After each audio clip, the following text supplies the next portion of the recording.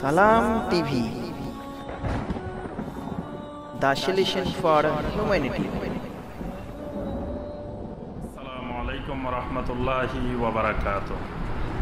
আলহামদুলিল্লাহি ওয়াহদা ওয়াসসালাতু ওয়াসসালামু আলা মান লা নাবিয়্যা বা'দা ওয়া আলা আলিহি ওয়া সাহবিহি ওয়া মাওয়ালা।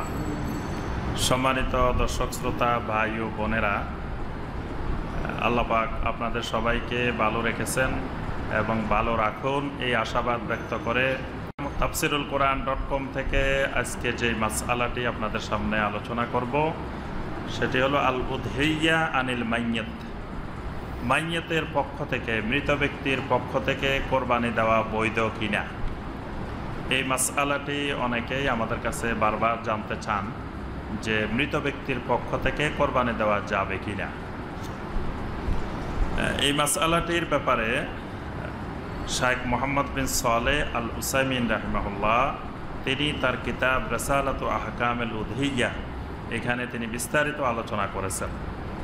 তো সংক্ষিপ্তভাবে আমরা মাসআলাটি আলোচনা করব। মৃত ব্যক্তির পক্ষ থেকে কোরবানি তিন রকমের হতে পারে, তিন ধরনের কোরবানি হতে পারে।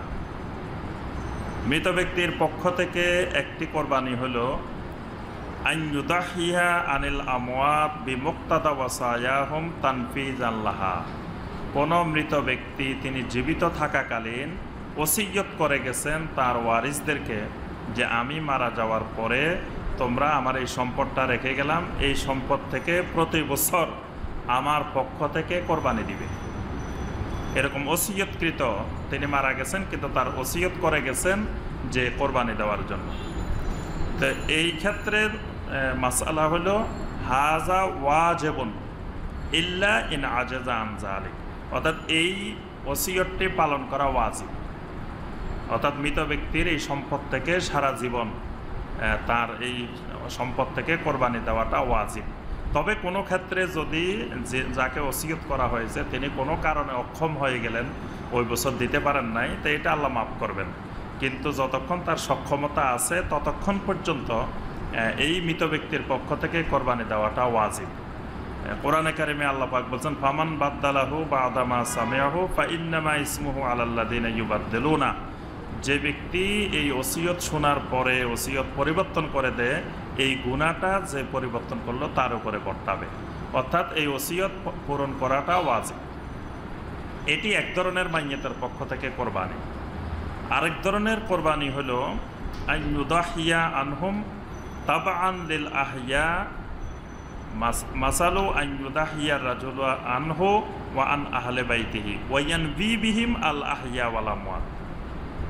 এটি হলো কোনো ব্যক্তি কোরবানি করতেছেন, কোরবানি করার সময় তিনি নিয়ত করবেন যে আমার এই কোরবানি আমার পক্ষ থেকে, আমার আহলে বাইতের, আমার পরিবারের যতজন আছে তাদের পক্ষ থেকে, আর আল আহইয়া ওয়াল আমওয়াত আমার পরিবারের জীবিত যতজন আছে তাদের পক্ষ থেকে, এবং যারা মারা গেছেন তাদের পক্ষ থেকে। এই নিয়তের ভিতরে মাইয়াতকে অন্তর্ভুক্ত করে নেওয়া, এটি হাজা জায়েজ, এই পদ্ধতিটা জায়েজ। এবং নবী সাল্লাল্লাহু আলাইহি সাল্লাম এই পদ্ধতির কোরবানিটাই করেছেন। নবী সাল্লাল্লাহু আলাইহি সাল্লাম যে কোরবানি দিতেন সেখানে নবী সাল্লাল্লাহু আলাইহি সাল্লাম নিজের পক্ষ থেকে, আহলে বাইতের পক্ষ থেকে এবং নবী সাল্লাল্লাহু আলাইহি সাল্লামের উম্মতের পক্ষ থেকে নবী সাল্লাল্লাহু আলাইহি সাল্লাম কোরবানি করতেন। তো এখানে নবী সাল্লাল্লাহু আলাইহি সাল্লামের আহলে বাইতের মধ্যে নবী সাল্লাল্লাহু আলাইহি সাল্লামের আহলে বাইত জীবিতও ছিলেন, মৃতও ছিলেন। নবী সাল্লাল্লাহু আলাইহি সাল্লাম যখন কোরবানি করতেন তখন খাদিজা রাদিয়াল্লাহু তাআলা আনহা পৃথিবীতে ছিলেন না। তারপরে নবী সাল্লাল্লাহু আলাইহি সাল্লামের ছেলেরা ছিলেন না। তারপর নবী সাল্লাল্লাহু আলাইহি সাল্লামের মেয়ে দুনিয়া থেকে ইন্তেকাল করেছেন। তো নবী সাল্লাল্লাহু আলাইহি সাল্লামের পরিবারে মাইয়াতও ছিল। তো এই মাইয়াতদের জন্য নবী সাল্লাল্লাহু আলাইহি সাল্লাম আলাদা কোনো কোরবানি করেন নাই।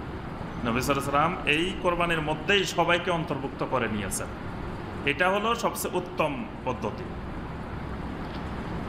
আরেকটি পদ্ধতি আছে মাইয়াতের পক্ষ থেকে কোরবানি করার, সেটি হলো আন ইউদাহিয়া আনিল আমওয়াত তাবাররুআন মুস্তাকিল্লিনা আনিল আহইয়া। অর্থাৎ মাইয়াতের জন্য আলাদা করে একটা পশু কোরবানি দেওয়া, একটা গরু শুধু আলাদাভাবে, একটা ছাগল আলাদাভাবে, যেটা মাইয়াতের পক্ষ থেকে এরকম কোরবানি দেওয়া। যেমন বাবার জন্য একটা কোরবানি দেওয়া বা মায়ের জন্য আলাদা করে একটা কোরবানি দেওয়া। তো উসাইমিন রাহিমাহুল্লাহ বলেন ফাহাজিহি জায়েজা, এটি জায়েজ, এটিকে নাজায়েজ বলার কোনো কারণ নেই। তবে লাকিন্নাল আওলা তারকু জালিক, তবে উত্তম হলো, আওলা হলো এই জাতীয় কোরবানি পরিহার করা, বর্জন করা। কারণ লি আদমে বুরুদিহি, কারণ এই ব্যাপারে কোনো দলিল প্রমাণ নাই, নবী সাল্লাল্লাহু আলাইহি ওয়াসাল্লাম থেকে নাই, সাহাবায়ে কেরাম থেকে নাই, সালফে সালেহিনদের থেকে নাই। কারণ ফালাম ইউদাহিন নবী সাল্লাল্লাহু আলাইহি ওয়াসাল্লাম আহাদি মিন আমওয়াতিহি বিখুসুসিহি, কারণ নবী সাল্লাল্লাহু আলাইহি ওয়াসাল্লামের অতি মহব্বতের চাচা হামজা রাদিয়াল্লাহু তাআলা আনহু শাহাদাত বরণ করেছিলেন। নবী সাল্লাল্লাহু আলাইহি ওয়াসাল্লাম যাকে খুব মহব্বত করতেন এবং তার পরিবারের আত্মীয়দের মধ্যে সবচেয়ে সম্মানিত মানুষ, নবী সাল্লাল্লাহু আলাইহি ওয়াসাল্লাম কখনো ওই চাচার জন্য আলাদা একটা বকরি বা দুম্বা বা ছাগল কোরবানি করেন নাই। নবী সাল্লাল্লাহু আলাইহি ওয়াসাল্লামের ছেলেরা মারা গেছেন, তাদের জন্য আলাদা কোনো কোরবানি করেন নাই। নবী সাল্লাল্লাহু আলাইহি ওয়াসাল্লামের স্ত্রী খাদিজা রাদিয়াল্লাহু তাআলা আনহা মারা গেছেন, তার জন্য করেন নাই। সাহাবায়ে কেরামও কখনো তাদের মৃত মা বাবা বা মুরব্বিয়ানদের জন্য আলাদা করে কোনো গরু, ছাগল, মহিষ বা উট এই জাতীয় কোনো কোরবানি করেছেন বলে কোনো প্রমাণ নেই। তো সুতরাং এই পদ্ধতি জায়েজ হলেও উত্তম পদ্ধতি হলো যে এরকম আলাদাভাবে করা, এটি পরিহার করাটাই উত্তম।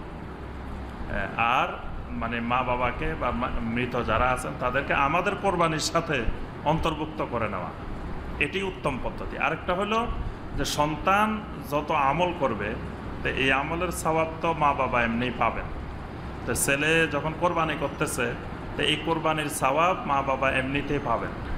মা বাবার পক্ষ থেকে কোরবানি দেওয়া হোক বা না হোক, মৃত মা বাবা এমনিতেই এটা সওয়াব পাবেন। তো আমরা সংক্ষিপ্তভাবে যে বিষয়টি মাইয়াতের পক্ষ থেকে কোরবানির ব্যাপারে আলোচনা করলাম, এর মাধ্যমে মোটামুটি আপনাদের সকলের স্পষ্ট হয়েছে বিষয়টি। ওয়াল্লাহু আ'লামু বিস-সাওয়াব ওয়া বিল্লাহিত তাওফীক ওয়া সাল্লাল্লাহু আলা নাবিয়্যিনা মুহাম্মদ ওয়া আলিহি ওয়া সাহবিহি ওয়া সাল্লাম। ওয়াসসালামু আলাইকুম ওয়া রাহমাতুল্লাহি ওয়া বারাকাতুহু।